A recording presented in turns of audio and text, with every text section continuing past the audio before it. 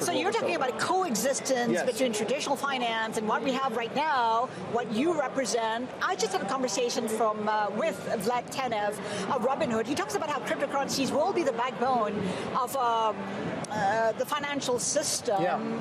Will it be? I think so. I mean, tokens are like financial stem cells. They can be heart cells and brain cells, and so they can be securities or commodities or currencies or intellectual property. And having T0 24/7 global settlement with full programmability is a really powerful thing. The only thing we're missing is selective disclosure and rational privacy. You need to have the ability to do private smart contracts, to sort out the private side from the public side, and that's where the industry's at right now, solving that last mile problem. Once you have it, you can pull everything together, and then you can be a superset to broker-dealers and superset to custodians and all this other stuff that runs the legacy world. And at that point, there's no reason to run on the legacy systems. You want to run the crypto systems because there's far more liquidity. And when will that happen?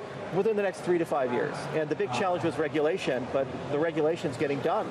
You know, Clarity Act will probably be passed in October, and then it'll be about 2 to 3 years of rulemaking between the SEC and the CFTC, and then every jurisdiction, the MiCA framework in Europe, or Abu Dhabi's ADGM, or here the Singapore Monetary Authority, will have to be interoperable with that financial set. And it's not going to just talk about tokens, it's going to talk about securities laws and taxes and custodial standards, and then we as an industry can adapt our software accordingly, and then all the securities will enter in. That's $10 trillion on the blockchain space, and then everything else is the sky's the limit. So we've basically won as an industry.